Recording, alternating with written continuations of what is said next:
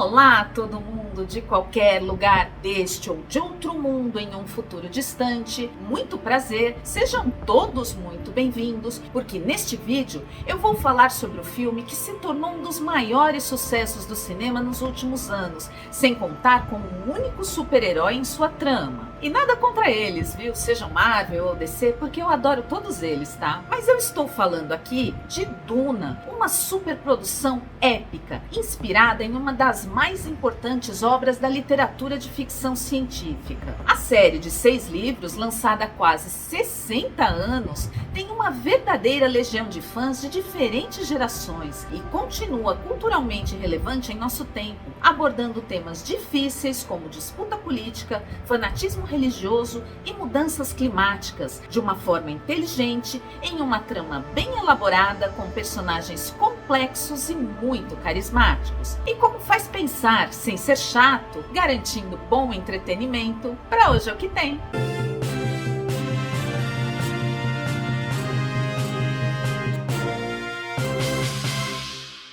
Duna 2 é um verdadeiro espetáculo. É de tirar o fôlego. Para quem gosta de bom cinema, é uma experiência. Eu já assisti e olha, fiquei maravilhada. Obrigado. Uma tremenda produção que foge dos padrões atuais, com um ritmo mais lento e uma trama mais adulta e bem trabalhada. E o elenco, olha, é redondinho, viu? Hello. Happy to be here.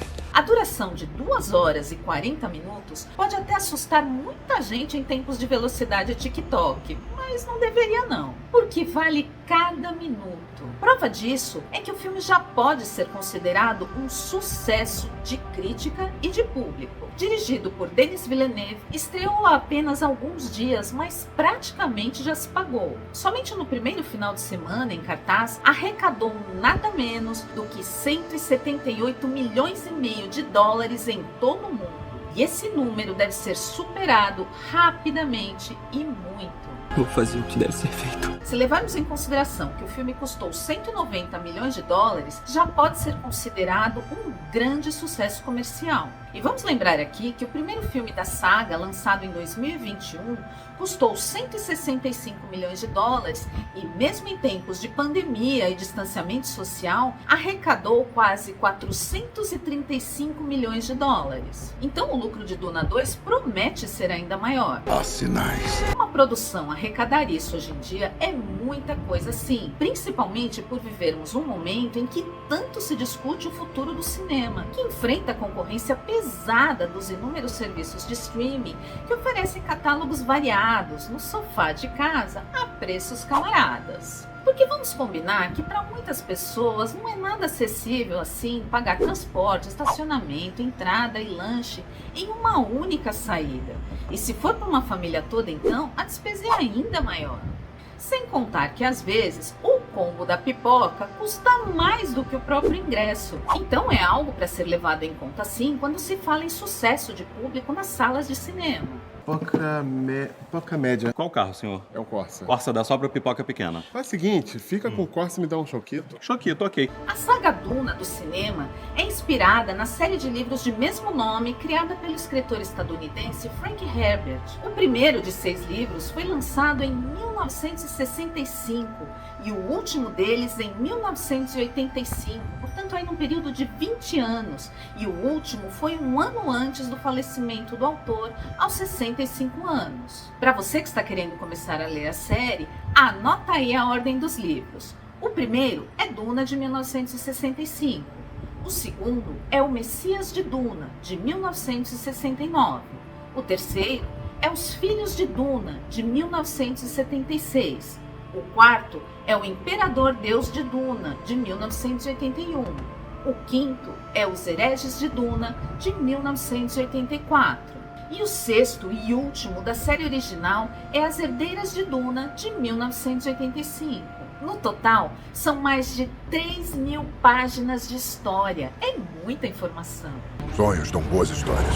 E olha que os dois filmes de Denis Villeneuve contam apenas a trama do primeiro livro com algumas informações importantes do segundo, até para fazer sentido ali para quem tá chegando agora. Então, ainda tem muito por vir nesta franquia. O diretor, inclusive, já confirmou a produção do terceiro filme. A gente aqui só torce que continue fiel à obra, ainda que com alterações pontuais necessárias para se encaixar melhor no formato, como os dois antecessores. Olha só, tá ficando forte? Eu tô? Com mais de 22 milhões de cópias vendidas ao redor do mundo desde o seu lançamento, Duna é considerada uma das obras mais importantes da ficção científica, tendo influenciado grandes autores do nosso tempo. Inclusive, é bastante clara a influência da história em Star Wars, outro grande clássico, só para citar aqui um caso dos mais óbvios. I'm all set. All I need is an idea. Como a gente bem sabe, o roteiro de George Lucas também explora fortemente temas como jogos políticos, as injustiças do imperialismo e do colonialismo, a influência forte da religião, as disputas familiares, as consequências da vingança e a força das mulheres, entre tantos outros temas.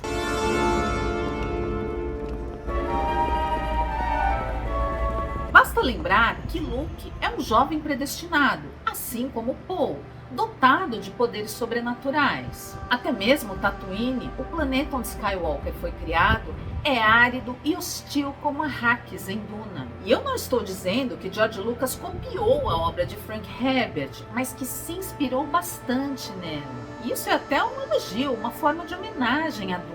Porque cada história tem sua própria trajetória e valor, e por isso mesmo eu adoro as duas. E eu falo mais sobre as referências e metáforas de Star Wars em um outro vídeo aqui do canal. Eu vou até deixar o link aqui em cima nos cards e aqui embaixo na descrição. Dá uma olhada lá que eu sei que você vai gostar. E falando em obras inspiradas em Duna, temos que lembrar também dos filmes de Ridley Scott. O próprio cineasta admite ser um apaixonado pelos livros de Frank Herbert, tanto que até tentou fazer uma adaptação para o cinema. Ele não conseguiu realizar esse projeto não, mas essa influência está presente especialmente em Blade Runner de 1982, outro grande clássico do cinema. E só uma conexão curiosa aqui, a atual versão de Duna para o cinema é dirigida por Denis Villeneuve, que também dirigiu Blade Runner 2049, lançado em 2017. Não sei se isso tem alguma relação ou é apenas coincidência, mas fica aí a informação. O mundo é construído sobre um muro que separa as espécies. Diga a ambos os lados que não há um muro. E você comprou uma guerra. Duna foi a primeira obra de ficção científica com uma trama épica, com plots elaborados, reviravoltas e revelações empolgantes, além de maior coerência com a ciência da vida real. Outro diferencial é que Frank Herbert enriqueceu sua história ao incorporar a ela a essência dos anos de 1960, fortemente influenciados pelos movimentos de contracultura, o existencialismo, a espiritualidade e a grande agitação política em meio às disputas da Guerra Fria. Leaders amplify the mistakes. Their mistakes are amplified by the numbers who follow them without question. And charismatic leaders tend to build up followings, power structures. Tudo isso passando por temas de forte apelo universal, como mitologia, religião, filosofia e relações familiares. Pai, e se eu não for o futuro da casa Atreides? Ainda será a única coisa que eu precisava que fosse. Meu filho. Para quem ainda não conhece, a história de Duna se passa em um futuro distante, onde o universo é governado por famílias nobres intergalácticas que disputam o poder particularmente sobre Arrakis, um planeta desértico de clima árido e por isso mesmo conhecido por todos simplesmente como Duna, uma grande montanha de areia. Temperaturas extremas e clima traiçoeiro, tempestades de areia fortes que até cortam metal. A sobrevivência neste lugar é um desafio. Então por que brigar pelo comando dele, subjugando o povo local? Porque este planeta é rico em melange, mais conhecida como a especiaria, uma substância valiosa, fundamental para abastecer as naves em viagens pelo espaço. Algo como petróleo em nosso mundo. O que a gente bem sabe que provoca as mais ferozes disputas. Olha aí, a gente já tem uma metáfora aqui com a vida real. Mas com um diferencial, a especiaria ainda tem uma propriedade entorpecente, alucinógena, e por isso mesmo é considerada sagrada e ritualística para o povo nativo de Duna. Para os Fremen, a especiaria é um alucinógeno sagrado que preserva a vida e traz enormes benefícios à saúde. Tem um outro detalhe que faz de Duna uma obra ainda muito relevante: a questão ambiental. A obra se passa em um futuro distante, em um planeta em que a única água para consumo é retirada dos próprios corpos humanos, quando vivos, através do suor e da urina, e quando mortos, do organismo como um todo. Potable water. O que é absolutamente assustador se pararmos para pensar que hoje mesmo, aqui na vida real, em nosso planeta, a água é um recurso limitado e que muitos governantes não estão nem aí para a questão. E a gente está vendo aí o clima mudando absurdamente com grandes catástrofes.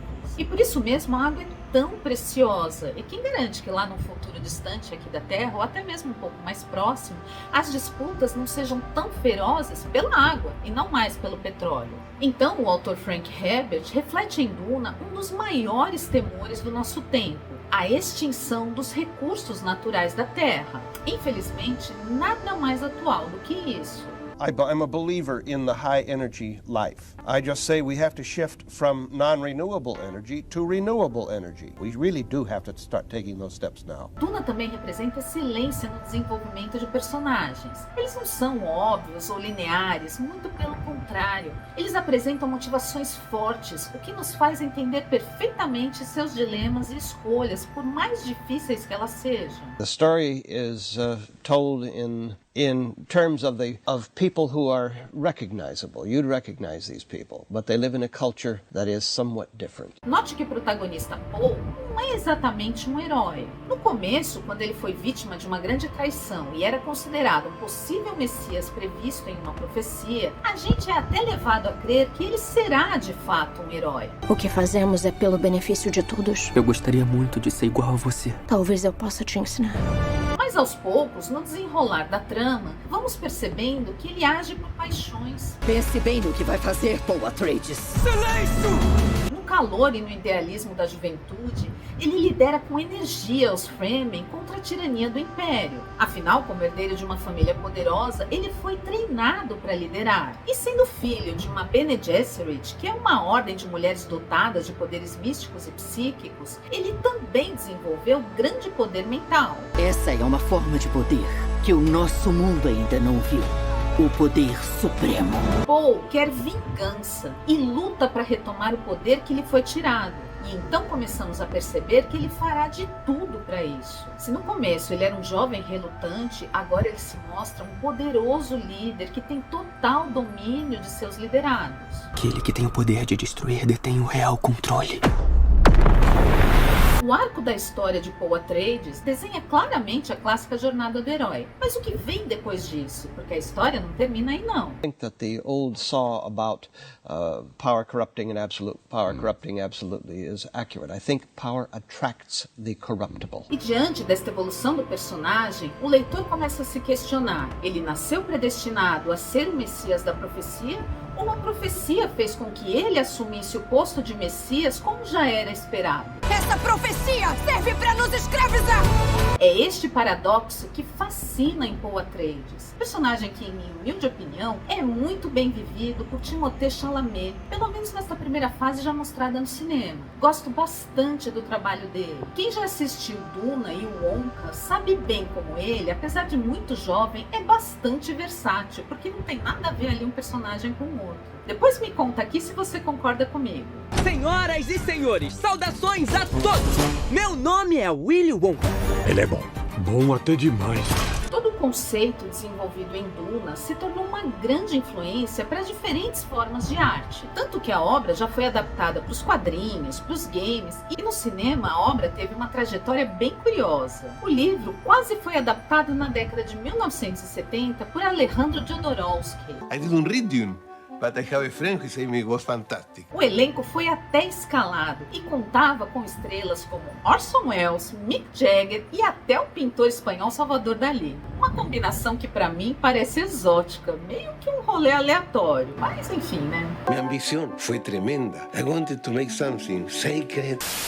Una película que diera las alucinaciones de LSD. Si tomara LSD to change the young mind of all the world. O filme chegou a entrar em pré-produção, mas acabou sendo cancelado por falta de verba. 3,000 drawings, point of view, movement of the camera, dialogues. Uma pena, porque eu aqui fiquei curiosa de ver o que sairia dessa combinação. Ou será que foi um livramento para todos os envolvidos? Could be fantastic, no?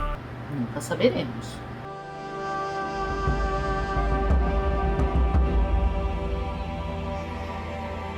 Foi em 1984 que a primeira versão de Duna chegou aos cinemas, com a direção de David Lynch, mais conhecido do grande público pela série Twin Peaks, que fez enorme sucesso em 1990, quando todos se perguntavam, afinal, quem matou Laura Palmer? Esta é Twin Peaks, uma cidade aparentemente tranquila. Até que um violento assassinato revela a verdadeira face de seus habitantes. Intriga, mistérios, traição. No elenco desta versão estavam Kyle MacLachlan e o cantor Sting, que estava em alta na época como vocalista da banda Police e ocupava as principais paradas internacionais com hits como Every Breath You Take. I will kill you.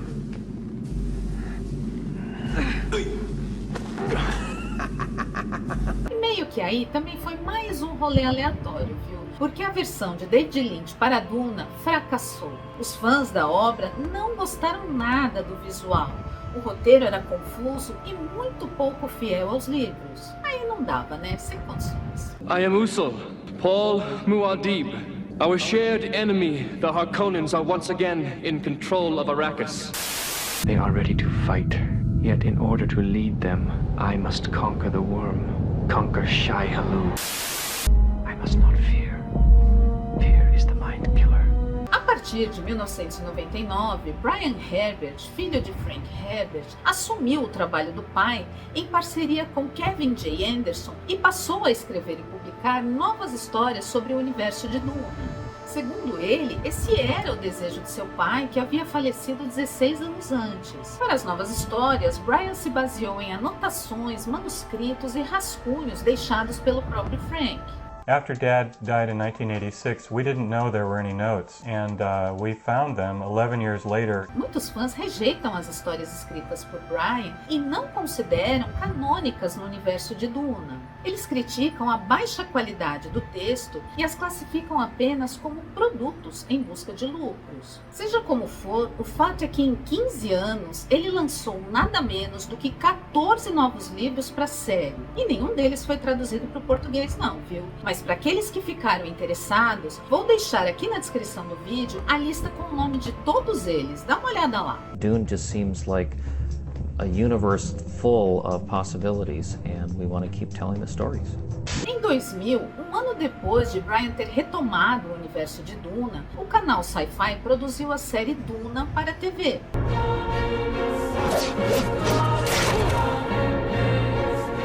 E em 2003 estendeu o universo com a série Os Filhos de Duna.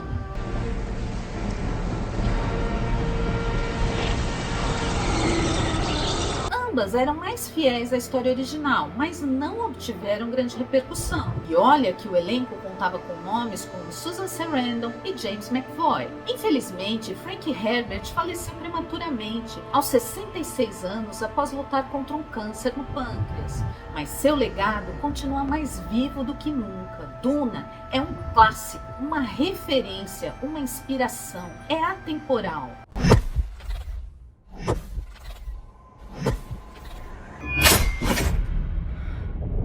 Não à toa, um ano depois de seu lançamento, em 1966, o primeiro romance da série foi premiado com o Hugo e o Nebula, dois dos mais prestigiados prêmios internacionais de literatura de ficção científica. É por tudo isso que Duna, de Frank Herbert, está para a ficção científica como O Senhor dos Anéis, de Tolkien, está para a fantasia. Obras épicas, pioneiras, que continuam conquistando novos leitores. E a série de filmes de Denis Villeneuve finalmente faz jus a este legado. Você acredita em mim? E cá entre nós, né? Certeza que a cena de Poe surfando no gigantesco verme Shai-Hulud pelas areias do planeta Arrakis vai entrar para a galeria de momentos épicos do cinema. Ah, vai!